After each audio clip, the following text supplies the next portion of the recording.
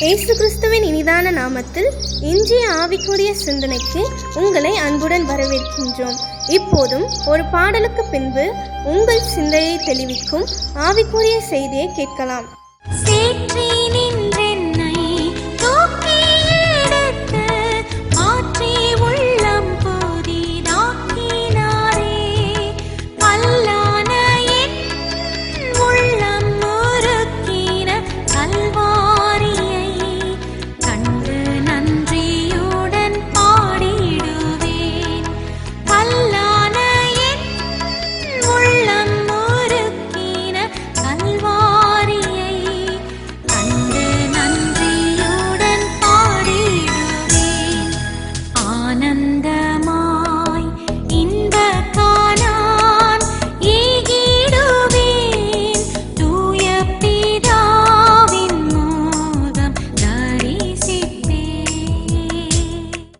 ஆண்டவர் இரட்சகருமாக இயேசுவின் இனிதான நாமத்தினால் உங்களை வாழ்த்துகிறேன். நம்முடைய ஆவிக்குரிய சிந்தனைக்காக யோவான் எழுதின சுவிசேஷம் 6ஆம் அதிகாரம் 60ஆம் வசனத்தை நான் வாசிக்கிறேன்.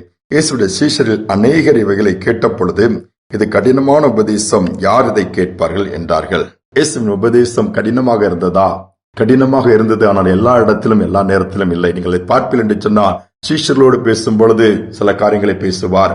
இடத்திற்கு இடம் பரிசேயர்களோடு பேசும் பொழுது, வேதபாரகர் அவர்களோடு கூட சதிசேயர் பேசும்போது கொஞ்சம் வார்த்தை ஸ்ட்ராங்கா தான் இருக்கும். அவர்கள் மாய்மாலமாய் வாழ்கிற வாழ்க்கையை அப்படியே வெளியரங்கப்படுத்தி காண்பித்தார். வெளி தோற்றத்திற்கு அவர் நன்றவர்கள் இருக்கவில்லை போல் காண்பித்ததினால்தான் வெள்ளையடிக்கப்பட்ட கல்லறைகள் என்று கூட அவர் வான் பண்ணதை பார்க்க முடியும். அதே இடத்துல சமாரியார்கள் என தள்ளப்பட்டவர்கள், வியாதியஸ்தர்கள், பிசாசின் பிடியில் இருக்கலாம் பார்க்கும்பொழுது மனதுருகினதையும் நீங்கள் வேதத்திலே பார்க்க முடியும். அவர்களை பார்க்கும்போது ஆறுதலின் வார்த்தை, தைரியத்தின் வார்த்தை, பலப்படுத்துகிற வார்த்தை, சுகமாக்குகிற வார்த்தை, உயிர்ப்பிக்கிற வார்த்தை பேசுறதை கூட பார்க்க முடியும். அதுதான் வேதம் சொல்லுகிற, வருத்தப்பட்டு பாரம் சுமக்கிறவர்களே என்று சொல்லி அப்படியே அவர்களை கூப்பிடுகிறதை கூட பார்க்க முடியும்.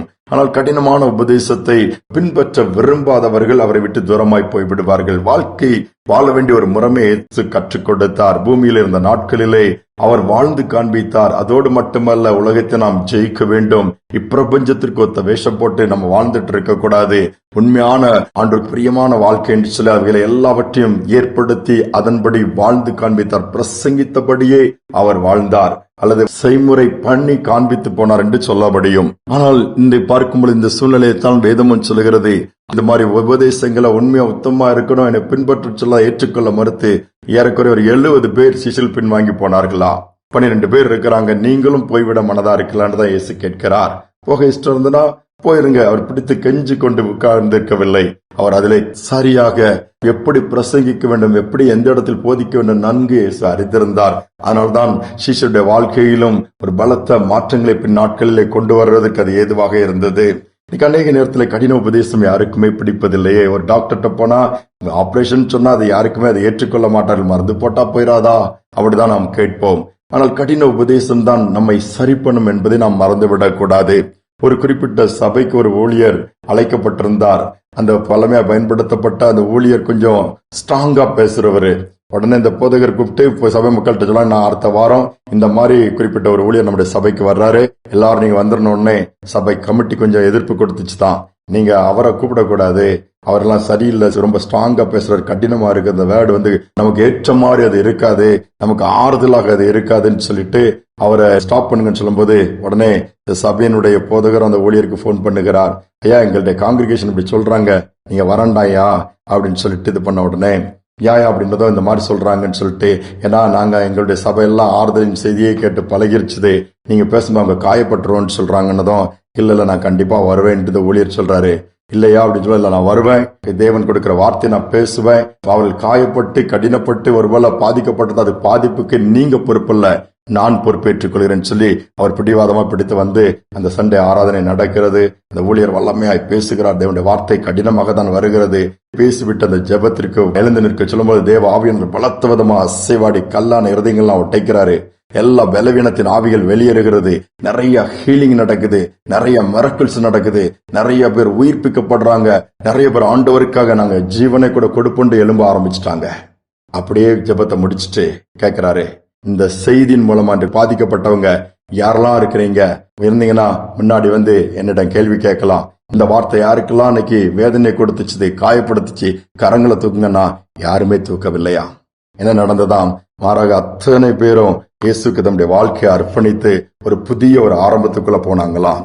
இதை கேட்டுக்கொண்டிருக்கிற அன்பானவர்களுக்கு அநேக நாம் என்ன நினைக்கிறோம், நமக்கு இந்த மாதிரி ஆறுதலா கிடைக்குமா, இதா இருக்குமான்னு சொல்லி வெளிப்பிரகாரமாகவே ஒரு நிரந்தரமான தீர்வை பெற்றுக்கொள்ளாதபடி நாம் வாழ்ந்து கொண்டிருக்கிறோம். கடைசியாக அந்த ஊழியர் அந்த போதகர் பக்கமா திருந்து அவரை பார்த்து கேட்டாராம், ஐயா, இறுதி நாள்ல ஏசாமிக்கு முன்பாக நீங்க நிக்கும் பொழுது இப்படி இதமான பிரசங்கங்களையே நீ செய்து காலத்தை கடத்திட்டேப்பா, இந்த ஜனங்களுக்கு வேண்டிய உபதேசத்தை நீ கொடுக்கலேன்னு ஆண்டவர் கேட்டா என்ன செய்வீங்கன்னு சொல்லி அந்த ஊழியர் ஒரு கேள்வி கேட்டாராம்.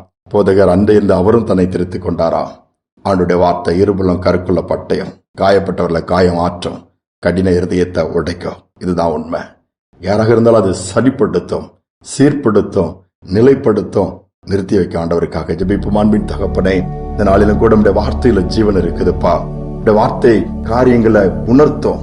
குற்ற உணர்வு இருந்து அதை உணர்த்தி சரி பண்ண வைக்கும்பா. பலவீனமா இருந்து அதை மாற்றுவதற்கான வழியை காண்பிக்கும்பா. வெள்ளி பிரகாரமாக மட்டும் வாழ்வதற்காக அல்ல, உள்ளும் புறமாய் சுத்திகரிக்க கூடியதப்பா. அப்படிப்பட்ட வார்த்தை எங்களுக்கு நீங்க கொடுத்திருக்கீங்க. இந்த நாட்களிலும் கூடப்பா செவிக்கு இதமான வார்த்தைகள், மாம்சத்திற்கு ஏற்ற வார்த்தைகள், இந்த காரியங்களை விட்டு இன்னைக்கு திருச்சபைகள் எல்லாம் பக்கம் திரும்பக்கூடிய பாக்கியத்தை கொடுங்க. எங்களுடைய வார்த்தையும் கூட அப்படிப்பட்டதாய், காரியங்களை உணர்த்தி சரி பண்ணக்கூடியதாய், காயப்பட்டவர்களை காயங்கட்டக்கூடியதாய், பலவீனப்பட்டவர்களை தூக்கிவிடத்தக்கதாய், செத்துப்போன பகுதிகளை உயிர்ப்பிக்கக்கூடியதாய், வல்லமை நிறைந்த வார்த்தைகளை அனுப்புவீராக வழிநடத்தும். தாழ்த்தி ஒப்புக் கொடுக்கிறோம் இயேசுவின் நாமத்தில் பிதாவே, ஆமேன், ஆமேன். வார்த்தையில வல்லமை இருக்குது. நம்முடைய வார்த்தை மற்றவர்களுக்கு ஏற்ற விதமாய் வெளிப்பிரகாரமா இல்ல, அது பெரிய ஒரு பாதிப்புக்குள்ள கொண்டு போயிடும். மாறாக கரெக்ட் பண்ணக்கூடியதா, ஏற்ற நேரத்தில் அவங்களுக்கு உதவி செய்யக்கூடியதா, பலப்படுத்தக்கூடியதாக இருக்கட்டும். செய்வோம் என்று சொல்லுமானால் நிச்சயமாக அந்த வார்த்தையின் மூலமாக வாழ்க்கை மாறுவதை பார்க்க முடியும். இந்த சிந்தனையோடு நாளை தொடருவோம். மீண்டும் நாளை தினம் சந்திப்போம்.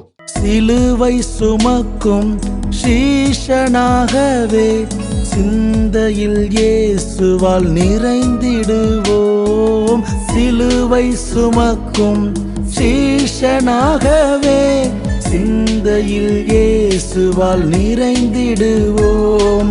சிறை பிடிப்போனை சிறை பிடித்து நாமும் சிறையிருப்போரை விடுவிப்போமே. சிறை பிடிப்போனை சிறை பிடித்து நாமும் சிறையிருப்போரை விடுவிப்போமே. சிஷ்யராகுவோம், இயேசுவுக்காய் சிஷ்யராகுவோம். நேசருக்காய் சிஷ்யராகுவோம், இயேசுவுக்காய் சிஷ்யராகுவோம். நேசருக்காய் அழிந்து போகின்ற ஆத்துமாக்களை ஆதாயமாக்கிட சீஷராவோம். அழிந்து போகின்ற ஆத்துமாக்களை ஆதாயமாக்கிட சீஷராவோம், சீஷராகுவோம்.